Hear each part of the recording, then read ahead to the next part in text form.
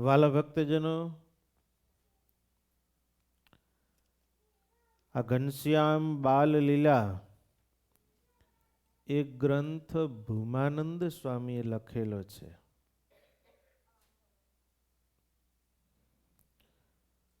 અદ્ભુત સ્વામિનારાયણ ભગવાનના સંત એ ભૂમાનંદ સ્વામીની કલમે આ ગ્રંથનું આલેખન થયેલું છે.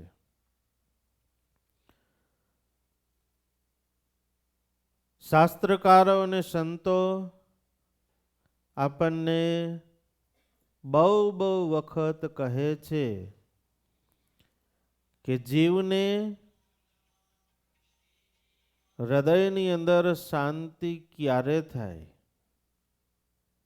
તો ભગવાનના લીલા ચરિત્રનું શ્રવણ કરે ત્યારે હૃદયની અંદર શાંતિ થાય.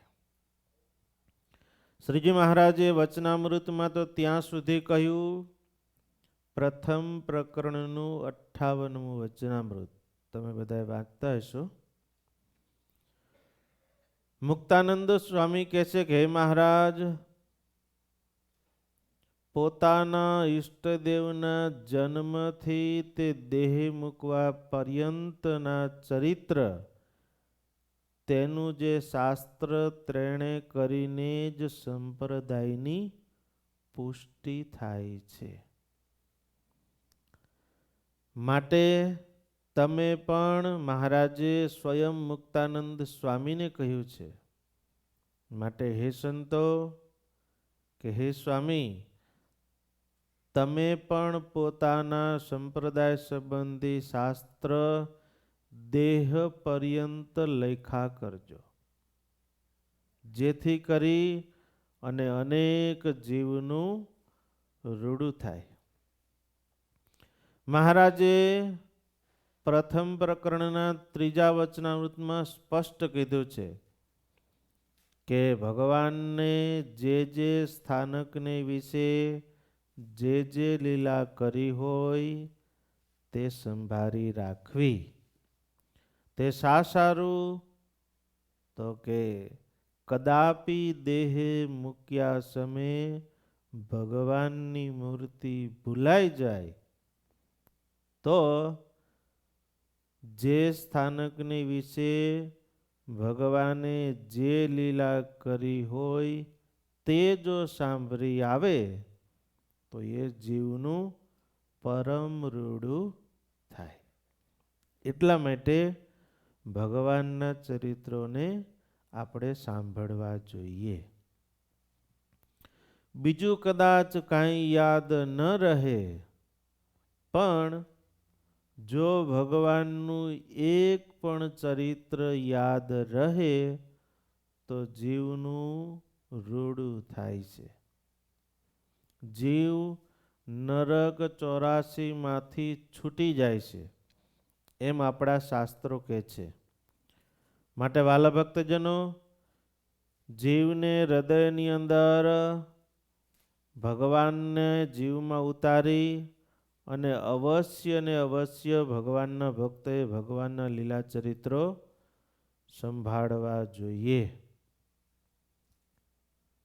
જ્યારે બી ટાઈમ મળે ત્યારે ભગવાનને યાદ કરી અને ભગવાનના લીલા ચરિત્રો સંભાળીએ તો આપણા હૃદયની અંદર ખૂબ શાંતિ થાય અને આનંદ આવે. વાલા ભક્તજનો, આ ભૂમાનંદ સ્વામીએ ઘનશ્યામ લીલામૃત નામનો આ ગ્રંથ લખ્યો છે. એના વક્તા છે અયોધ્યા પ્રસાદજી મહારાજ અને શ્રોતા છે રામશરણજી આદિક. અયોધ્યા પ્રસાદજી મહારાજ વિચરણ કરતા કરતા છપૈયાની અંદર પધારે છે. ભગવાનના જન્મસ્થાનકે દર્શન કરે છે. ભગવાને જ્યાં જ્યાં લીલા ચરિત્રો કર્યા છે ત્યાં દર્શન કરે છે.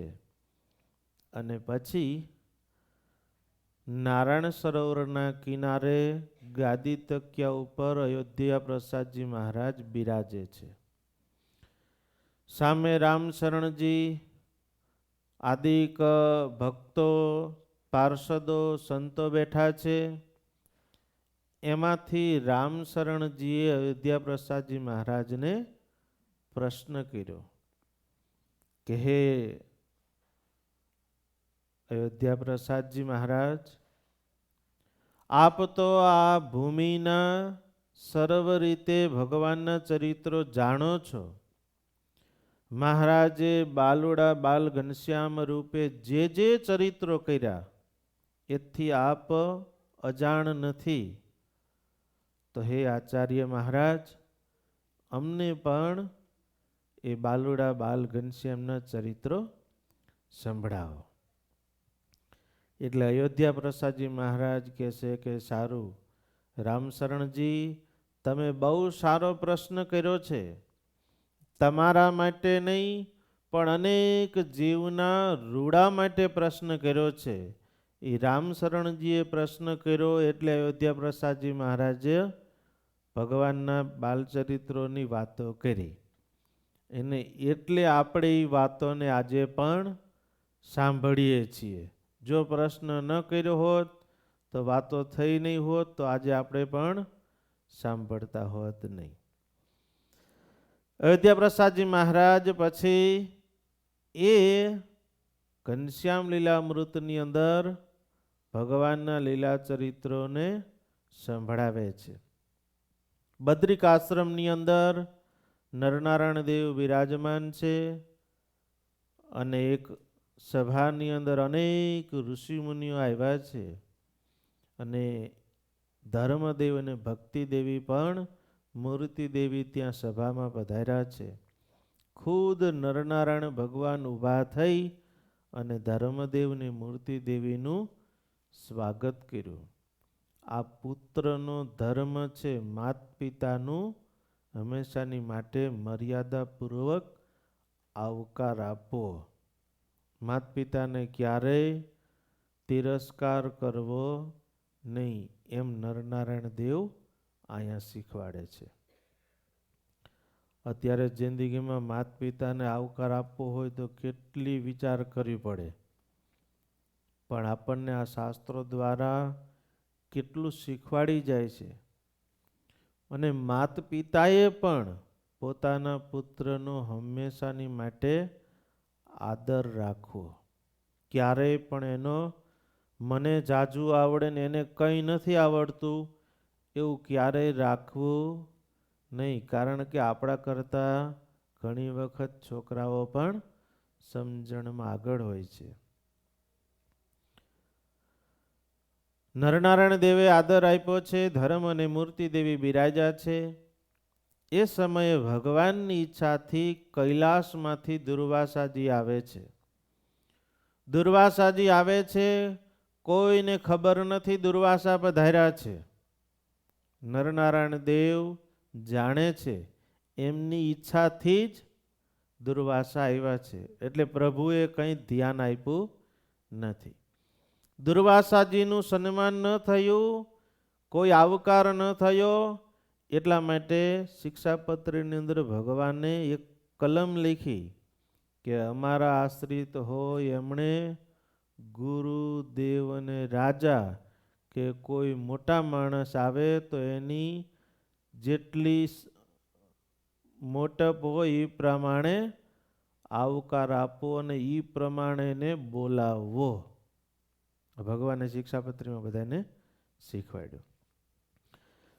દુર્વાસાને કંઈ આવકાર ન મળ્યો ને ત્યારે દુર્વાસા ખીજાણા, હાથ ઊંચો કરી અને કહેશે કે હે ઋષિ મુનિઓ, તમે ભક્તિના મદમાં અંધકાર બન્યા છો, અભિમાની બન્યા છો. તમને તો ભક્તિનો મદ ચડ્યો છે. મારા જેવા ઋષિ મુનિ આવે તો એનો આદર કરવાનો પણ નથી ખબર. આદર તો શું પણ ખાલી આવો એમ પણ નથી કહેતા. માટે જાઓ, હું તમને બધાને શ્રાપ આપું છું કે પૃથ્વી ઉપર જન્મ ધારણ કરો અને અસુરોના કષ્ટ થકી દુઃખને પામો. આવી રીતે શ્રાપ આપી દીધો. ત્યાર પછી તો બધા ઋષિ મુનિઓ માફી માગે છે. દુર્વાસા ઋષિ કે માફી નામનો શબ્દ મારી ડાયરીમાં છે નહીં, માટે મારે માફી જશે નહીં. દુર્વાસા ઋષિ ત્યાંથી ચાલ્યા ગયા છે. ભગવાને બધાને સાંત્વના આપી છે કે અમારી ઈચ્છાથી જ શ્રાપ થયો છે, માટે બધાએ શાંત થાવ, સૌ પોતપોતાની રીતે જન્મને ધારણ કરો. ભગવાનની આજ્ઞાથી બધા ઋષિ મુનિઓ ધર્મ અને મૂર્તિ વિચારવા લાગ્યા કે જન્મ ધારણ કરીએ. એ પહેલાં તો અસુરોને ખ્યાલ આવી ગયો કે ભગવાન ઉપર શ્રાપ થયો છે અને ઋષિ મુનિઓ જવાના છે, જન્મ ધારણ કરવાના છે. એટલે બધાય અસુરો પણ જન્મ ધારણ કરવા માંડ્યા. કોઈ મોટા ધનાઢ્યના શેઠના ઘરે જન્મ ધારણ કર્યો અને કોઈ મોટા રાજાના ઘરે જન્મ ધારણ કર્યો. આવી રીતે જન્મ ધારણ બધાય જગ્યાએ કરી દીધા. ત્યાર પછીથી ધર્મ અને મૂર્તિ દેવી જન્મ ધારણ કર્યો અને બધાય ઋષિ મુનિઓ પણ પોતપોતાની રીતે જન્મ ધારણ, જ્યાં સારું લાગ્યું ત્યાં જન્મ ધારણ કર્યો. આ બાજુ મૂર્તિ દેવી અને ધર્મદેવના લગ્ન થયા છે અને ધર્મદેવ અને મૂર્તિ દેવીના ઘરે છપૈયામાં એક બાળકનો જન્મ થયો છે. એમનું નામ પડ્યું છે રામ પ્રતાપભાઈ. પછી મૂર્તિ દેવી ધર્મદેવને ખૂબ દુઃખો આવ્યા અને સંવત 1837ની સાલ ચૈત્ર સુધી નોમના દિવસે પૂર્ણ પુરુષોત્તમ ભગવાન શ્રી બાલુડા બાલ ઘનશ્યામ અક્ષરાધિપતિ પુરુષોત્તમ નારાયણ બાલ સ્વરૂપ ધારણ કરી અને છપૈયાની અંદર જન્મ ધારણ કર્યો છે. બોલો ઘનશ્યામ મહારાજની જય. છપૈયાધીશ બાલ સ્વરૂપ ઘનશ્યામ મહારાજની જય. આ ટૂંકમાં એટલે લીધું કારણ કે આપણે ભગવાનના બાલ ચરિત્રોને શ્રવણ કરવાના છે, એટલે આ કથા ટૂંકમાં લીધી. હવે ઘનશ્યામ મહારાજ બાલ સ્વરૂપે પ્રગટ થયા છપૈયાની અંદર અને બધાને આનંદ આનંદ આનંદ થવા લાગ્યો છે. આખા છપૈયાના પરગણાની અંદર ખ્યાલ આવ્યો કે પ્રભુ પ્રગટ થયા છે. એટલે છપૈયા પરગણું દોડી દોડી અને પ્રભુના આંગણે પ્રભુના અમીમય દર્શન કરવા માટે આવે છે. ટોળે વળી વળી અને દર્શન કરે છે. પ્રભુના અંતરની અંદર આનંદ અને શાંતિના છેરડા પડે છે. મા ભક્તિ દેવી બધાને વારે છે કે જાઓ તમે તમારા ઘરે, હવે તો તમે તમારા ઘરે જાઓ, પણ ભગવાનના ધર્મદેવના આંગણેથી કોઈ જવા રાજી નથી. કારણ કે બધાને ભગવાનના દર્શનથી સુખ આવે છે. અને આમે તમે જુઓ તો માણસ નાનો હોય કે મોટો હોય, સમજણો હોય કે અણસમજણો હોય, બધાય સુખની પાછળ પડ્યા છે. પણ સુખ ક્યાં છે એ કોઈને ખબર નથી. આ હાવ સાચી વાત છે. સુખ ક્યાં છે એ કોઈને ખબર નથી. બાકી બધાય આખી દુનિયા દોડે છે. શાના માટે દોડે છે? સુખ માટે. કોઈ દુઃખ માટે દોડતો સવારમાં 6 વાગે વહેલા હાર ઘરેથી નીકળી જાય, આખો દાડો સ્ટોરની અંદર કામ કરે, પાછો આવીને ખાવાની હું પણ ન હોય અને ઊંઘી જાય. આવી રીતે આખી જિંદગી મજૂરી કરે. શાના માટે? સુખ માટે. પણ એને પૂછો કે સુખ ક્યાં છે, કેવું છે, એ તને ખબર છે? તો એને ખબર હશે નહીં. કદાચ તમે કરોડોપતિ કોઈ વ્યક્તિ હોય ને એને પૂછજો, બિલિયનર, અત્યારની ભાષામાં સમજે તો બિલિયનર, સામાન્ય માણસને જેટલું સુખ અને શાંતિ હશે એટલી પહેલાં બિલિયનરને નહીં હોય. કદાચ તમે માર્કિંગ ન કર્યું હોય તો ક્યાંક તમે અનુભવ કરજો. પહેલાં માણસને શાંતિ ન હોય. આપણે સમજીએ છીએ કે શાંતિ પૈસામાં છે, તો પહેલાં બિલિયનરને શાંતિ હોવી જોઈએ. જો હોય તો પહેલાંને શાંતિ હોવી જોઈએ. જો એની પાસે બિલિયનર રૂપિયા છે છતાં એને શાંતિ નથી, તો એનો મતલબ એ છે કે રૂપિયામાં શાંતિ છે નહીં. તો ક્યાં છે શાંતિ? તો કે એ ખબર નથી. એટલા માટે આપણા સંતો એમ કહે છે કે શાંતિ માત્ર ને માત્ર ભગવાનના ચરણે છે, બીજે ક્યાંય શાંતિ નથી. માટે વાલા ભક્તજનો, આ ભગવાનના ચરિત્ર છે, આપણને આ દેહ કરીને સાંભળવા મળ્યા છે, એ આપણા મોટા ભાગ્ય છે. નહીતર આપણા સંતો એક દાખલો આપે છે કે આ માનવ જન્મ મળ્યો છે, એમાંય 100 વર્ષની આવરદા, એમાંય 100 વર્ષ તો કોઈ જીવતા નથી. સતયુગમાં 1,00,000 વર્ષની આવરદા હતી. કેટલી? પ્રહલાદ દાદાની આંખો પોરી થઈ ગઈ. 1,00,000 વર્ષ હા હતી. અત્યારના સાયન્ટિસ્ટો તમે ગમે એટલા ભણેલા હોય, ગમે એટલું રિસર્ચ કરતા હોય, તો છતાં એને ખબર નહીં હોય કે માણસને 1,00,000 વર્ષની આવરદા હતી ભૂતકાળમાં. એ આપણા ઋષિમુનિઓ કહે છે કે હતી. આપણા ઋષિમુનિઓ અને શાસ્ત્રો આપણા નજર સામે બોલે છે. પછી ત્રેતા આવ્યો એટલે 1,00,000માંથી 1 મીંડું ઉડાડી દીધું. એટલે કેટલા વાય વધ્યા? ત્રેતા યુગની અંદર માણસની આવરદા 10,000 વર્ષની થઈ ગઈ. પછી માણસ 10,000 વર્ષ જીવે અને પછી મરી જાય. પછી દ્વાપર યુગ આવ્યો, તો દ્વાપર યુગમાં 1 મીંડું પાછું ભગવાને ઉડાડી દીધું. એટલે કેટલા થઈ ગયા? 1,000 વર્ષની આવરદા દ્વાપર યુગની અંદર રહી. પછી આવ્યો કળિયુગ. કળિયુગમાં વળી પાછું 1 મીંડું ભગવાને ઉડાડી દીધું. તો પાછળ કેટલા વધ્યા? હવે ભગવાનને પ્રાર્થના કરીએ કે 1 મીંડું ઉડાડતા નહીં, નહીતર માંડ આવડો આ રૂપિયા કમાવાના જોરમાં તો આવશે નહીં, ત્યાં તો મરવાનો વારો આવી જાય છે. એટલે 100 વર્ષની નાની આવરદા, એમાં આપણે ભગવાનને રાજી કરી લેવાના આ દેહ વડે કરીને છે. વાલા ભક્તો, તમે બધા દોડીને આવી ગયા કથામાં, તમે બહુ મોટા ભાગ્યશાળી કહેવાય. આ દુનિયામાંથી ક્યાં કોઈ ભગવાનને ભજવા નવરો જ છે? હે, તમે નવરા પડીને આવી ગયા એટલે તમે ભાગશાળી. ભગવાન ઘનશ્યામ બાલપ્રભુ પ્રગટ થયા, છપૈયા આખા પરગણામાં ખૂબ આનંદ આનંદ છવાઈ ગયો છે.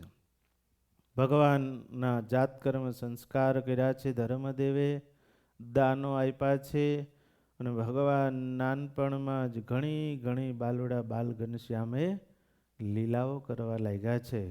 શાસ્ત્રોની અંદર ઘણી લીલા આપણે નાનપણની સાંભળીએ પણ છીએ. દર વખતે આપણે કથાની અંદર સાંભળતા હોઈએ, તો આ વખતે તમે જે ન સાંભળી હોય ને એવી લીલા તમને સંભળાવે છે. કારણ કે સત્સંગી જીવનની કથા કરીને એટલે ભગવાનના બાલચરિત્રો 5-7 લઈ અને પછી આગળ વધવાનું હોય. તો ઈમાનીમાં રહી જાય તો પછી આગળ આપણો પંથ ચાલે નહીં. એટલે 5-6 ચરિત્ર લઈને પછી સંતો બધાય આગળ વહી જાય. પણ જે ભગવાનના બાલચરિત્રો છે, અદ્ભુત છે, એ બધા આપણે સાંભળ્યા નથી. આજે તમને એ ભગવાનના બધા જ બાલચરિત્રો સંભળાવવા છે. ઘનશ્યામ બાલપ્રભુ ધીમે ધીમે મોટા થવા લાગ્યા છે. 1 મહિનો, 2 મહિના, 3 મહિના, 4 મહિના, 5 મહિના, 1 વર્ષના થયા, 2 વર્ષના થયા, 3 વર્ષના થયા. ઘણા ચરિત્રો ભગવાનના કર્ણવેદ સંસ્કાર કર્યા, ભગવાનનું નામકરણ સંસ્કાર કર્યા, ભગવાનના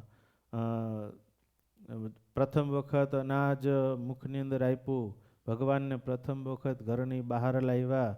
એ બધા અલગ અલગ સંસ્કારો છે. બધા સંસ્કારો થયા અને પ્રભુ ધીમે ધીમે મોટા થતા થતા 3 વર્ષના થયા. પછી ભગવાનના 14 સંસ્કાર પણ કરાવ્યા છે. આ બધા ચરિત્રો તમે સાંભળ્યા દર વખતે. આ નવા ચરિત્ર તમને સંભળાવશું જે આપણી ડિક્શનરીમાં થી હાવ ગાયબ થતા જાય. એટલે આપણે બાળ ચરિત્રની કથા કરી, જેથી કરીને તમને ખબર પડે કે બાલુડા બાલ ઘનશ્યામે કેવા કેવા ચરિત્રો કર્યા છે. તો વાલા ભક્તજનો, ભગવાન બાલુડા બાલ ઘનશ્યામ છપૈયાની અંદર બિરાજે છે અને એક સમયે ધર્મદેવના ઘરની પાછળ ઘણા બધા ફણસો આવેલા. આજે પણ તમે છપૈયા જાઓ તો બહુ બધા ફણસો બહુ બધી જગ્યાએ તમને જોવા મળે. અને ફણસને પણ તોડવાનું કાપવાનું વિધિ હોય.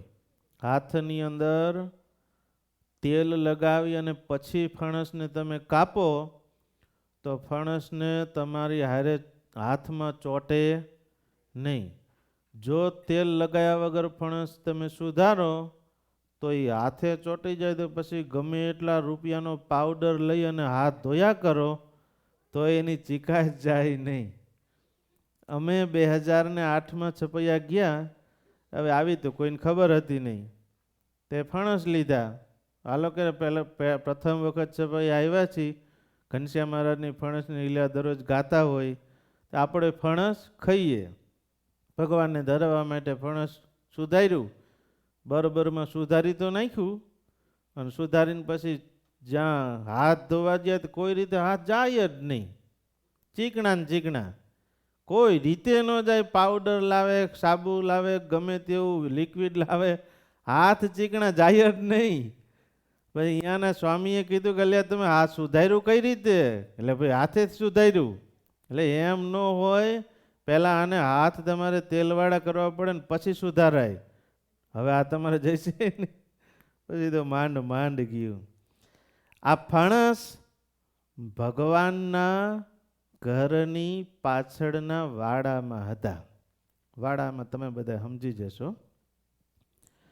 ફણસ બહુ થયેલા અને ભાઈ ભગવાનના ઘરે ફણસ થયા હોય એટલે સારા પણ હોય. એટલે ફણસમાં એની દ્રષ્ટિ કોકની પડી.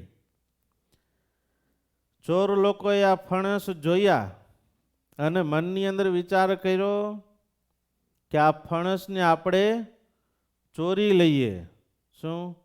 ઘણી વખત સારું જોઈ અને ચોરવાનું મન થઈ જાય, પણ ભગવાને શિક્ષાપત્રીમાં કહ્યું છે કે ભગવાનનો ભગત હોય એને ક્યારેય ચોરી કરાય નહીં. સ્તેન કર્મ ન કર્તવ્યમ ધર્માર્થમપી કેનચિત.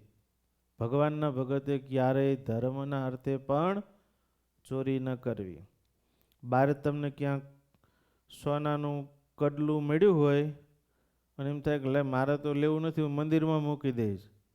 તો તમે લાવીને મંદિરમાં તો મૂકી દો, પણ તમે ત્યાંથી ઉઠાવીને લાવો એનું ચોરીનું કર્મ તમને લાગે.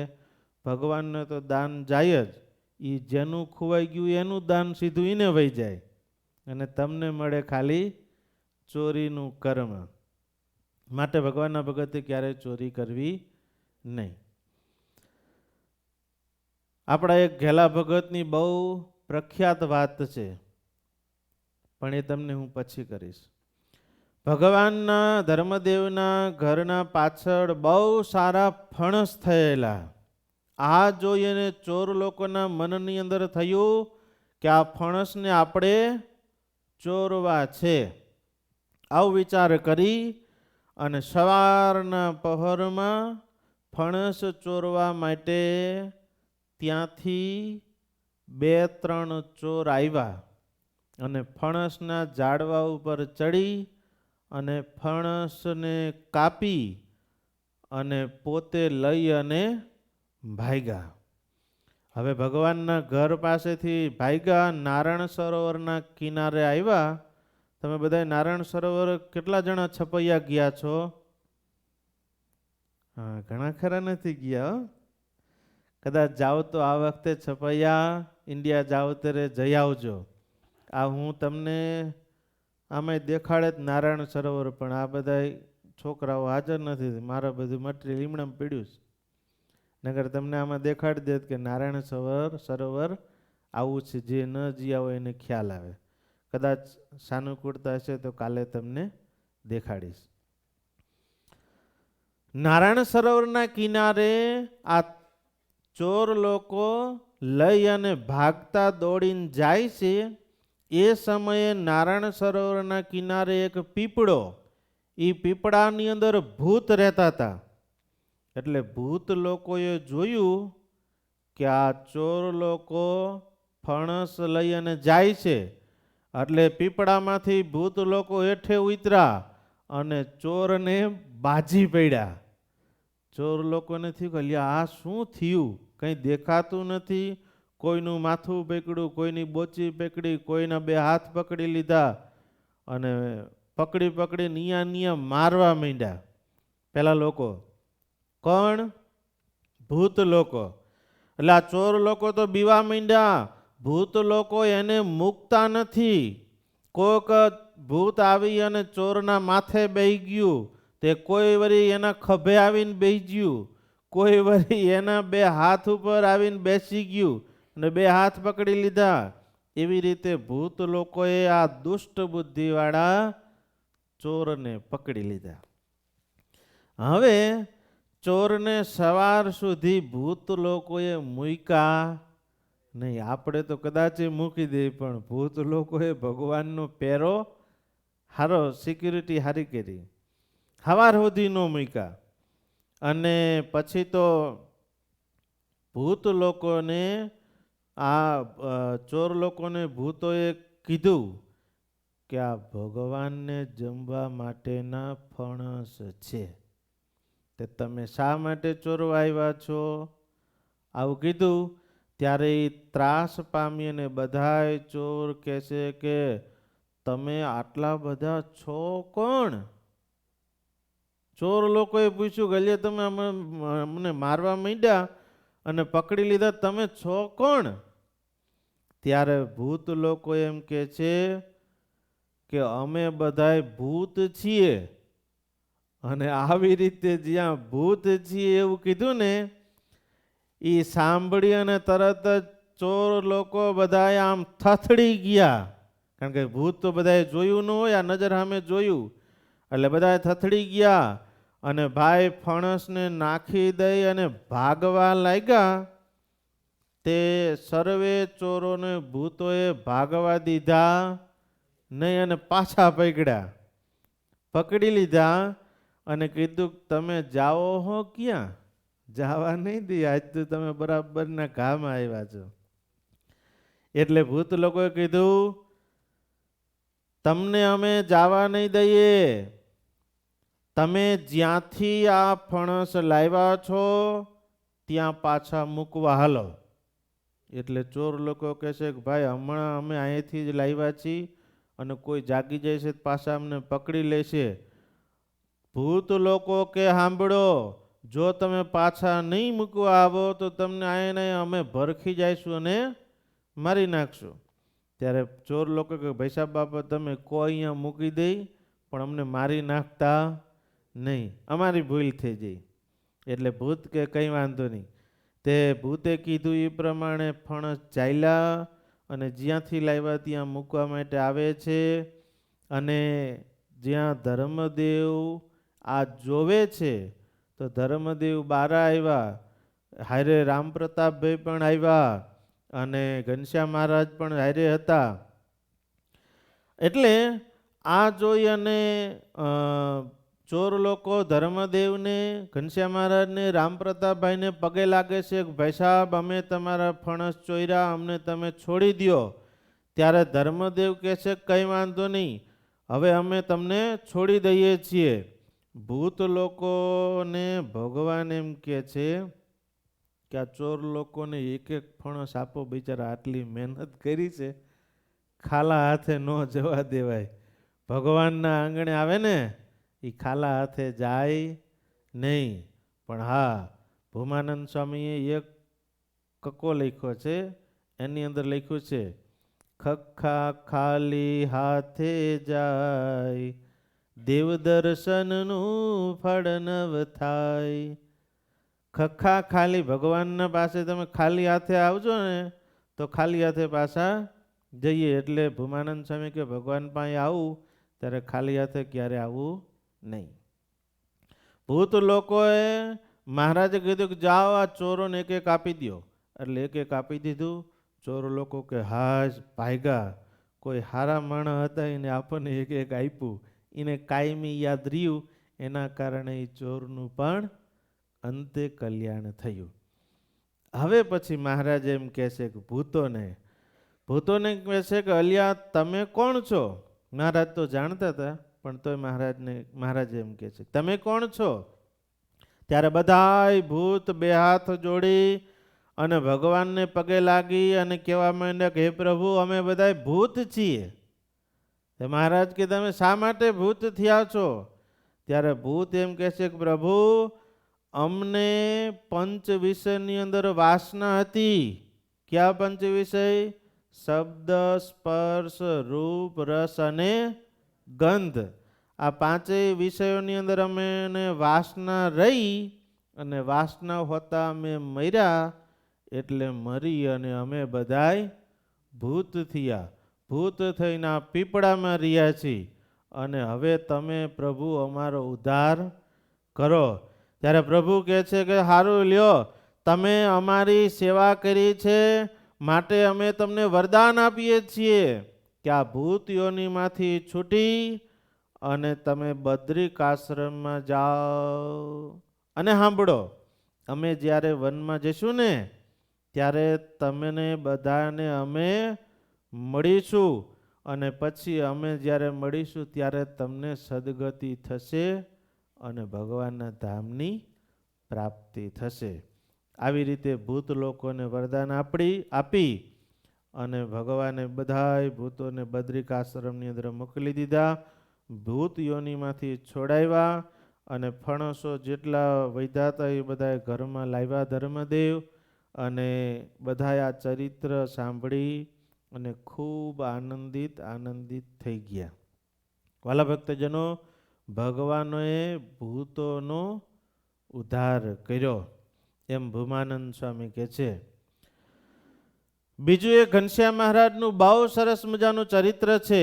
જો ભૂત યોનિને જીવે ન પામવું હોય તો ભગવાનના ભગતે આ દેહ વડે કરીને, આ મનુષ્ય દેહ વડે કરીને ભગવાનને ભજવા જોઈએ અને ભગવાનને ભજી અને ભગવાનને પામવા જોઈએ. એટલા માટે બ્રહ્માનંદ સ્વામી એક કાવ્ય લખે છે. શું કહે છે? પશુતણી પંક્તિ મેલાવીને દેહ મનુષ્યનો દીધો જી. પશુતણી પંક્તિ મેલાવીને દેહ મનુષ્યનો દીધો જી.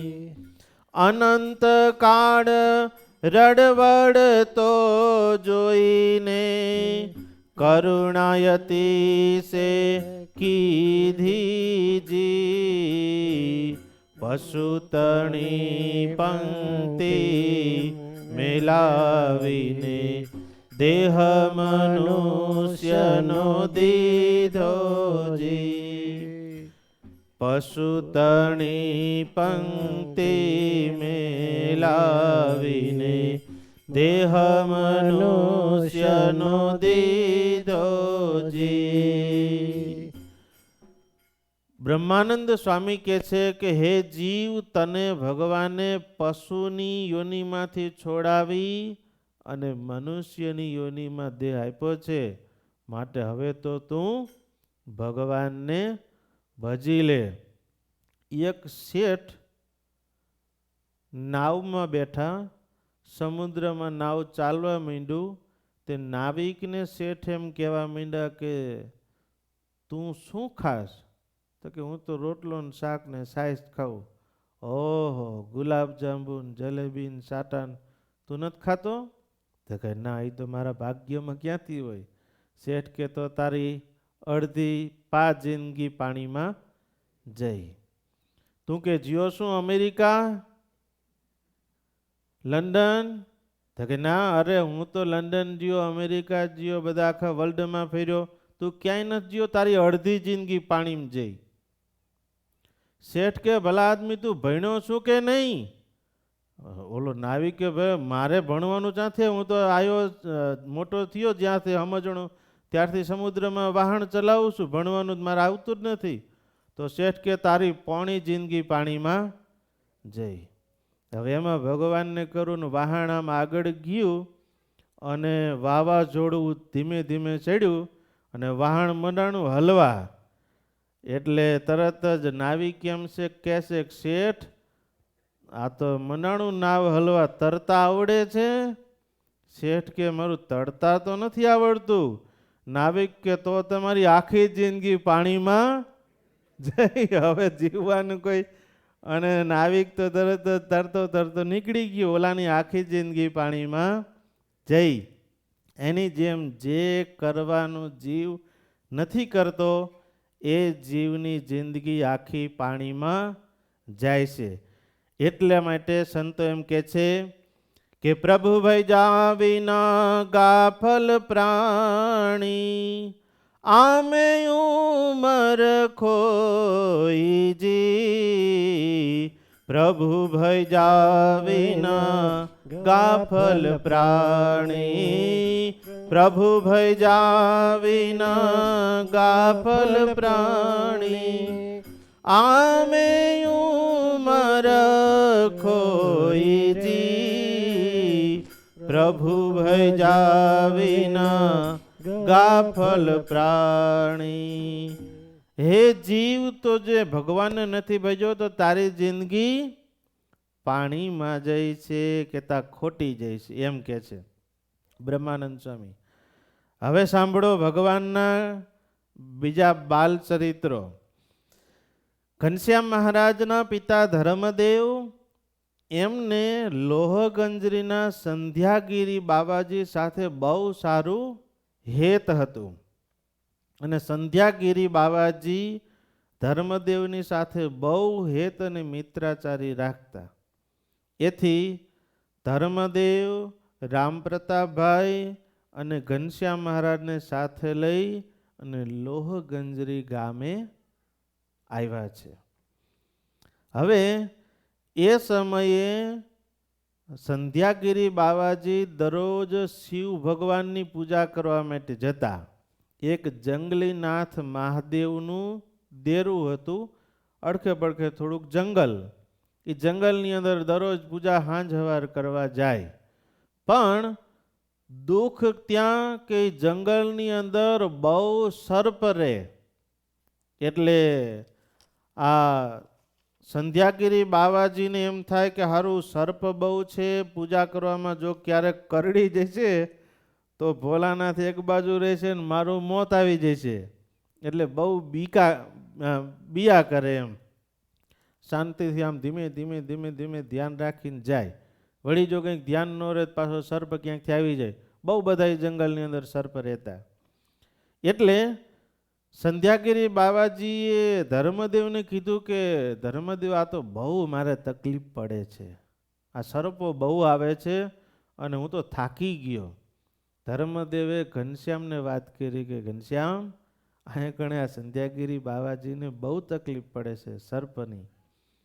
ઘનશ્યામ મહારાજ કહે છે કે ઓહો પિતાજી એવું છે, ભગવાને ત્યાં રહ્યા સંકલ્પ કર્યો અને સંકલ્પ કર્યો એટલે તરત જ આકાશમાંથી ગરુડજી આવ્યા અને ગરુડજી બધા જ સર્પોને ત્યાંથી જાલીને લઈ અને બીજે દૂર જંગલની અંદર મૂકી આવ્યા. એકેય સર્પ ત્યાં જંગલની અંદર રહ્યો નહીં. અને બીજા દિવસે સંધ્યાગીરી બાવાજી પૂજા કરવા માટે ગયા અને જોયું એકેય સર્પ નથી. આથી ધર્મદેવને કીધું કે ધર્મદેવ, આ સર્પ બધાય ક્યાંય ગયા? ત્યારે ધર્મદેવ કહે છે કે અમારા ઘનશ્યામે બધા સર્પોને બીજે મોકલી દીધા છે. આ સાંભળી અને સંધ્યાગીરી બાવાજી ઘનશ્યામ મહારાજના પગે પડ્યા ને કીધું કે હે ઘનશ્યામ, તમે અમારું દુઃખ ટાળ્યું, માટે તમારા કોટી કોટી ઉપકારો અમારી ઉપર છે. આવી રીતે મહારાજે સંધ્યાગીરી બાબાનું દુઃખ ત્યાં ટાળ્યું. આજે પણ તમે લોહગંજરી જે છપૈયા ગયા હશો એ જઈ આવ્યા છે, ત્યાં આજે પણ એ નાનું શિવ ભગવાનનું મંદિર, જંગલેશ્વર મહાદેવનું મંદિર નાનકડું છે. ત્યાં આજે પણ આપણે સ્વામિનારાયણ ભગવાનની છત્રીસે ચરણારવિંદ છે. જાઓ તો અવશ્ય દર્શન કરવા માટે જજો. એક સમયનો સમય છે.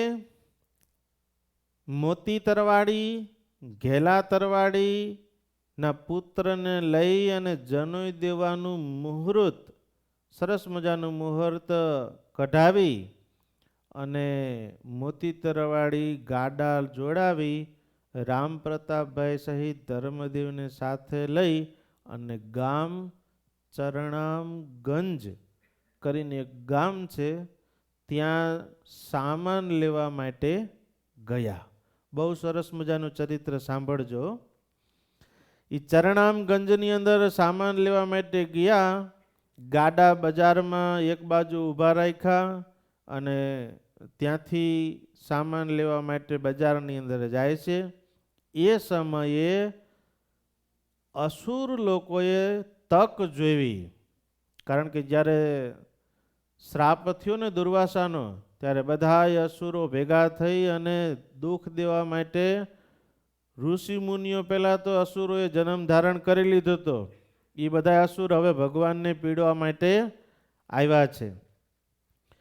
અસુરો બધાએ વિચાર કર્યો કે આજે ધર્મદેવ રામ પ્રતાપભાઈ ચરણામગંજ ગયા છે અને અહીંયા કણે આપણે બરોબર લાગ છે ઘનશ્યામને મારવાનો, કહેતા ભગવાનને મારવાનો બરોબર લાગ છે.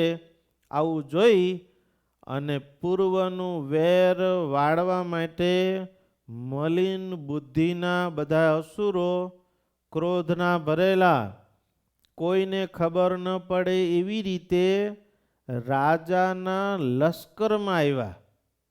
લ્યો, રાજાનું જેમ લશ્કર આવે ને એ રીતે બધા અસુરો આવ્યા અને આવી અને છપૈયાના પાદરમાં બધાએ રાવટીઓ બાંધી બાંધી અને ઉતારો કર્યો. એની સાથે છે હાથી, ઘોડા, ડંકા, નિશાન, ડેરા, તંબુ, રાવટીઓ, આવું બધું તો એની પાસે હારે છે. અસુરો તો બધા હારે રાખે જ. પછી ત્યાં છપૈયાના બગીચામાં ઉતારો કર્યો અને માહોમાહી બોલવા માંડ્યા કે આજ તો બરોબરનો લાગ આવ્યો છે, આજ તો ઘનશ્યામને માર્યા વિના મૂકવા નથી. આવી વાતો કરે છે. એમાં રામ પ્રતાપભાઈને ભગવાનની ઈચ્છાથી આકાશવાણી થઈ અને રામ પ્રતાપભાઈને કીધું કે હે જોખંડ પાંડે, કહેતા હે રામ પ્રતાપ, તમારા ભાઈ ઘનશ્યામ પુરુષોત્તમ નારાયણ છે, કહેતા ભગવાન છે, અને તમારા પિતા ધર્મદેવ અને માતા મૂર્તિદેવી છે, પણ અને તમે સાક્ષાત બળદેવજીનો અવતાર છો, પણ તમારા ઘનશ્યામને મારવા માટે છપૈયામાં અનેક અસુરો આવ્યા છે, માટે જલ્દી પાછા જાઓ. એટલે તરત જ રામ પ્રતાપભાઈ સામાન અડધો લીધો કે ન લીધો બધું મેલું પડતું અને ઘનશ્યામ મહારાજની રક્ષા કરવા માટે છપૈયા દોડતા આવ્યા. આવી અને છપૈયાના પાદરમાં બગીચામાં જોયું તો રામ પ્રતાપભાઈ કે આ તો ભાઈ કોક રાજાનું લશ્કર જાતું હોય એવું લાગે છે. શું? એટલે રામ પ્રતાપભાઈને શાંતિ થઈ. રામ પ્રતાપભાઈને થયું કે કદાચ કોઈ દેશનો રાજા અયોધ્યા દર્શન કરવા માટે જતો હોય છે અને વચ્ચે આ એકણે ઉતારો કરવા માટે ઘડીક રોકાણાય છે. કંઈ વાંધો નહીં. ત્યાં જોવા માટે રામ પ્રતાપભાઈ ઊભા રહ્યા છે.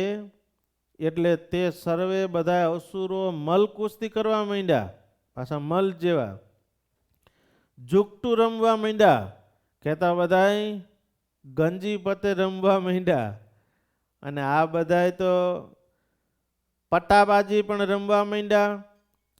હંમેશાની માટે તમે આમ જુઓ તો સારો તહેવાર આવે ત્યારે બધાએ નવરા પડી અને ગંજી પતો કૂટવા માંડે.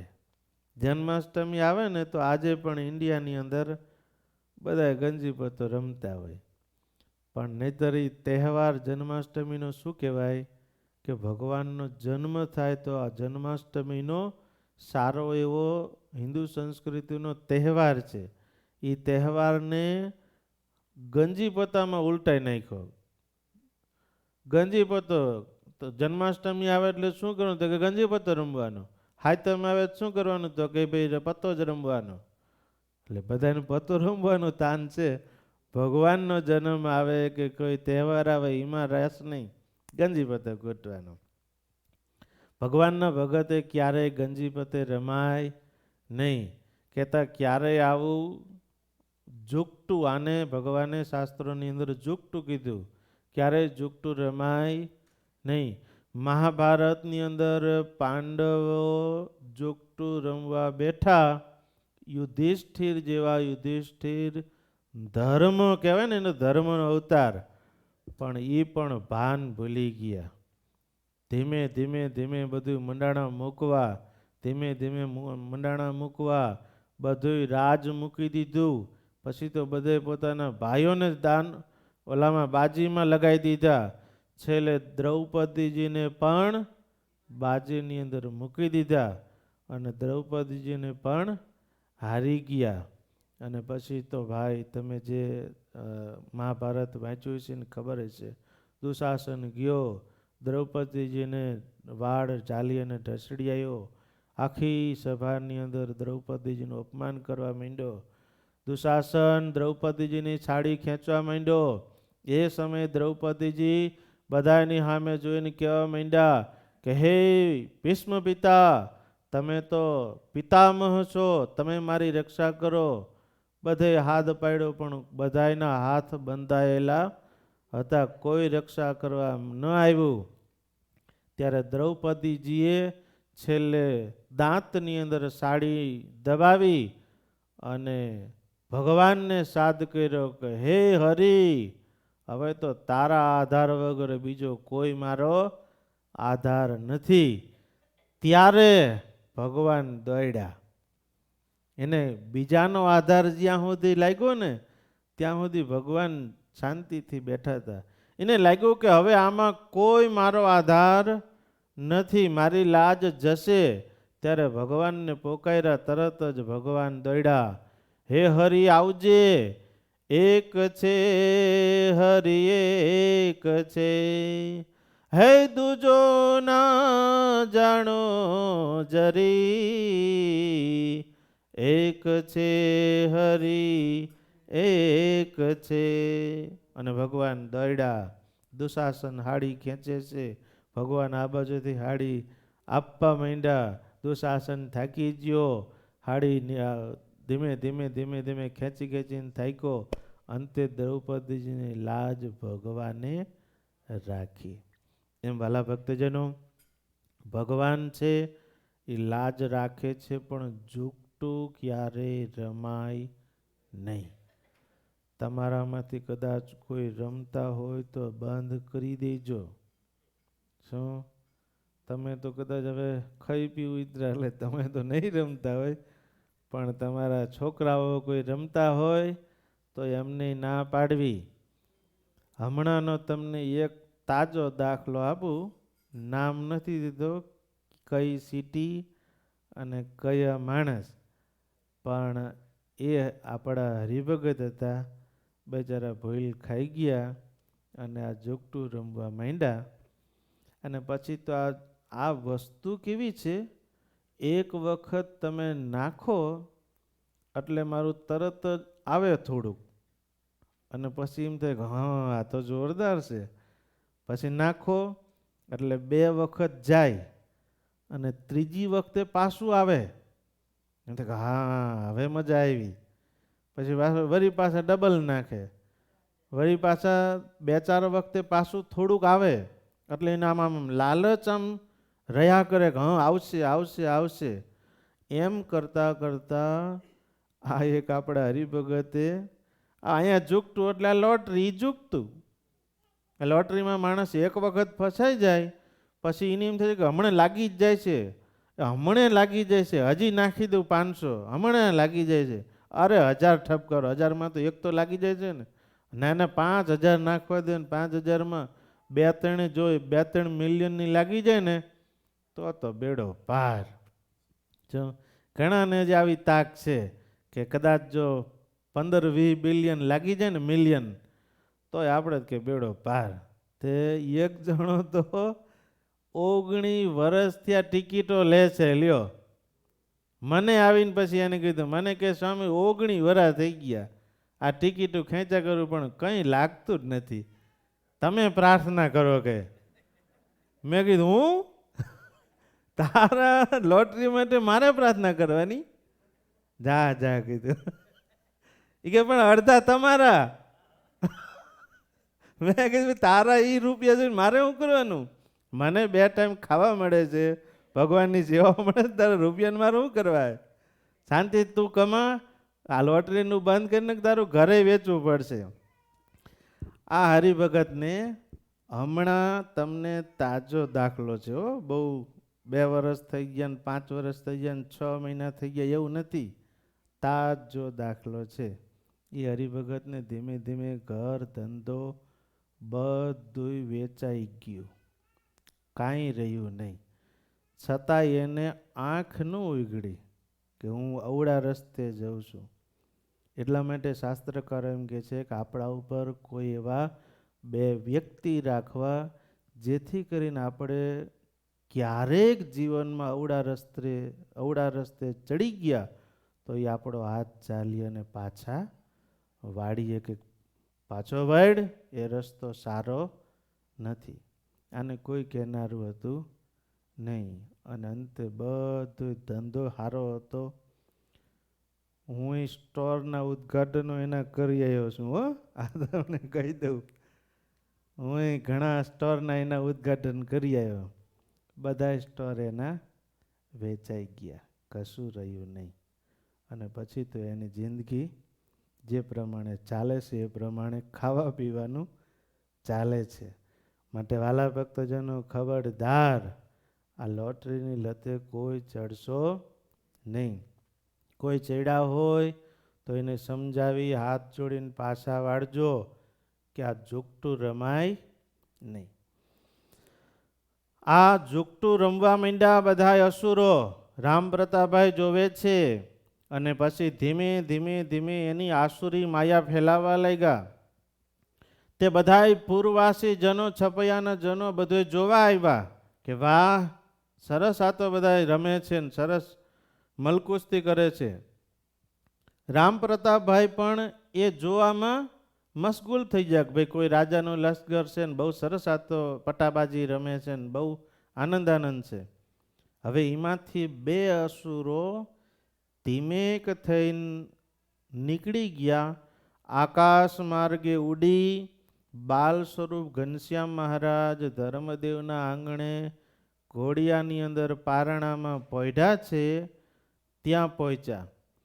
પારણામાંથી ઘનશ્યામ મહારાજને ઉપાડી લીધા અને ભાઈ ઉપાડી અને પછી તો આકાશમાં લઈ ગયા અને પોતાની આસુરી માયા પ્રગટાવી.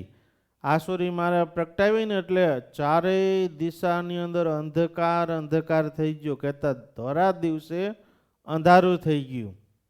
અને પછી તો ધીમે ધીમે તીખા બાણની વૃષ્ટિ થવા માંડી અને પૂર્વવાસીજનો તો ભાઈ વાવાઝોડું વરસાદ ધીમે ધીમે બાણની વૃષ્ટિ થઈ એટલે બધા દોડી દોડીને હવના ઘરમાં ગરી ગયા જીવ બચાવવા માટે.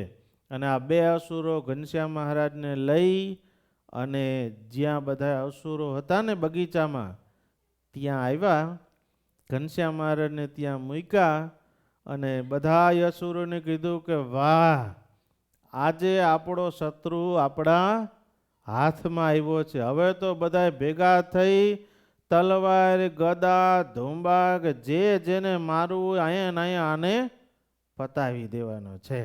આવો મનમાં વિચાર કરી અને મહાક્રોધ મનમાં લાવી પોતાનો શત્રુ છે એવું માની ભગવાનને મારવા માટે હથિયારો ઉપાડ્યા છે. મારો ખાવો, મારો ખાવો, આવો શબ્દ ઉચ્ચાર કરી અને ઘનશ્યામ મહારાજની નજીક આવી અને બધાએ હાથમાં હથિયારો લઈને જ્યાં મારવા માટે જાય ને ત્યાં ભગવાને જરાક કરડી દ્રષ્ટિ કરી તે તરત જ બધાય ઈ જ સેકન્ડે બધા અસુરો ત્યાં બળી અને ભસ્મ થઈ ગયા. અહીંયા આમ ઊભા હતા ને અહીંયા આમ બળી ગયા એટલે ત્યાં રાખની ઢગલી થઈ ગઈ. એમ જેમ બધા અસુરો જ્યાં જ્યાં ઊભા હતા ત્યાં અહીંયા બળી અને રાખની ઢગલી થઈ ગઈ ફટાક લઈને. અને બધા રાખની ઢગલીના રૂપમાં બળી ગયા. અને ભાઈ બધા અસુરો આમ બળી ગયા ને હવે એ જ સમયે આસુરી જે વાવાઝોડું બધું કર્યું તે બધું થઈ ગયું શાંત. એટલે ભક્તિ દેવી તરત જ ઘનશ્યામ મહારાજને દોડીને જોવા જાય પારણામાં મારા ઘનશ્યામ તો સુરક્ષિત છે ને. જ્યાં જોયું ત્યાં ઘનશ્યામ જ નહીં. અને ભક્તિ દેવી ચીસ પાડી રુદન કરવા માંડ્યા, મૂર્છા ખાઈ ગયા. એટલી વારમાં તો અંજની દેવી, અંજની કોણ? અંજની સૂત હનુમાન આવ્યા છે અને ભક્તિ દેવીને જગાડ્યા કે ધીરજ રાખો, ધીરજ રાખો, ધીરજ રાખો. તમારા ઘનશ્યામને કોઈ કંઈ કરી શકે નહીં, માટે જાઓ, હું હમણાં લઈ આવું છું.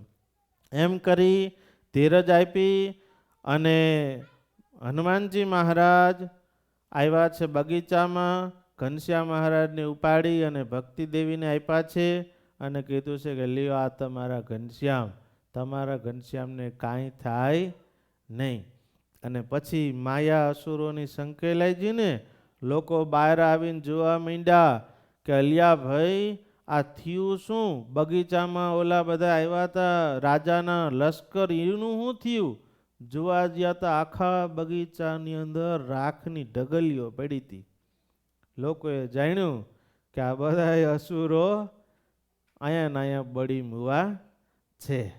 આ જાણી બધાને આશ્ચર્ય થયું કે ઘનશ્યામને મારવા માટે આવેલા બધા અસુરો પોતાની માયાથી ત્યાં મરી ગયા. એમ જે ભગવાનને મારવા માટે આવે છે એ પોતે જ પોતાની માયામાં મૃત્યુ પામે છે. જે સૂર્ય સામે ધૂળ નાખે તો એ ધૂળ સૂર્ય માથે પડે કે પોતાના માથે પડે? હા, સૂર્ય સામે ધૂળ નાખે તો એ ક્યાંય પડે નહીં, પોતાના માથે જ પડે. માટે ભગવાન સામું જે કોઈ બાજવા આવે, ભગવાન સામું લડવા આવે એ પોતે જ મરે. વાલા ભક્તજનો, એક સમયે ભક્તિ માતાએ ઘનશ્યામ મહારાજને જમવા માટે ટાઢી ખીચડી આપી. એક બીજું સરસ મજાનું ચરિત્ર છે. ઘનશ્યામ મહારાજને જમવા ટાઢી ખીચડી આપી અને ઘનશ્યામ મહારાજને કીધું ઘનશ્યામ તમે ખીચડી જમો, હું હમણાં દૂધ લઈ આવું છું, ગાય દોઈ આવું છું. એમ કહી અને ભક્તિ માતા દૂધ દોવા માટે ગાય પાસે ગયા. એ સમયે ઘનશ્યામ મહારાજને વિચાર આવ્યો કે હું જઉં. એટલે ઘનશ્યામ મહારાજ હાથમાં નાનકડું ગ્લાસ જેવું પવાલા જેવું લઈ અને ઘનશ્યામ મહારાજ પણ ગાય પાસે ગયા. અને ગાય પાસે જઈને જ્યાં ભક્તિ માતા હજી દોવાની બધી તૈયારી કરે છે અને એ સમયે ઘનશ્યામ મહારાજે ધીમે કરીને ગાયના આંચળ હેઠે એ પાત્ર રાખ્યું એટલે ગાયના આચરણમાંથી દૂધ ઓટોમેટિક નીકળવા માંડાણું અને આખું પાત્ર ભરાઈ ગયું. ઘનશ્યામ મહારાજ પાત્ર લઈને પાછા આવે છે.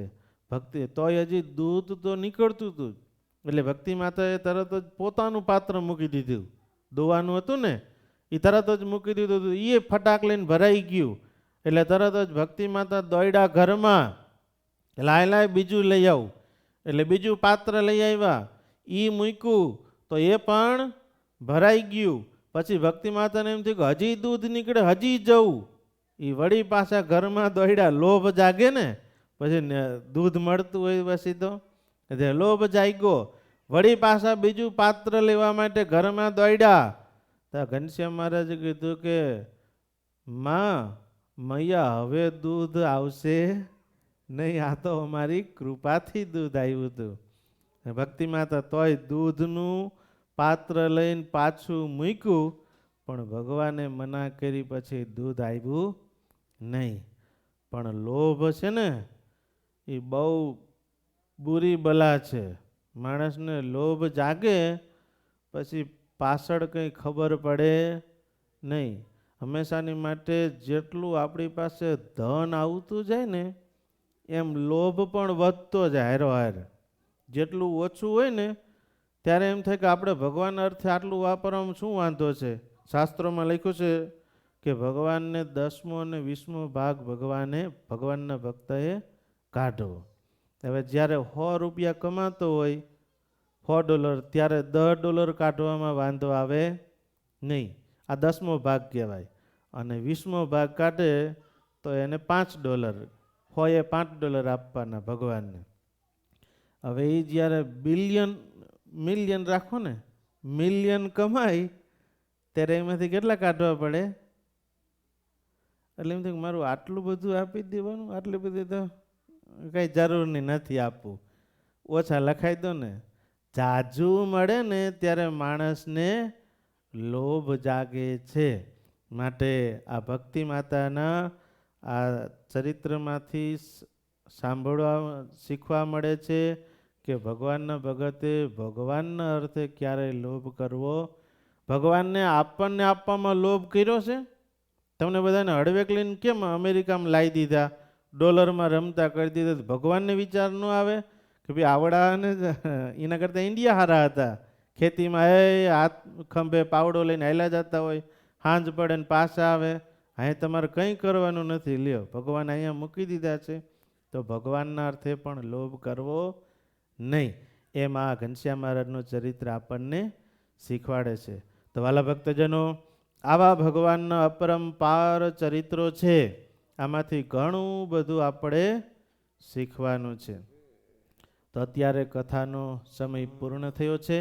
આપણે બીજા ઘનશ્યામ મહારાજના ચરિત્રો આવતીકાલે શ્રવણ કરીશું.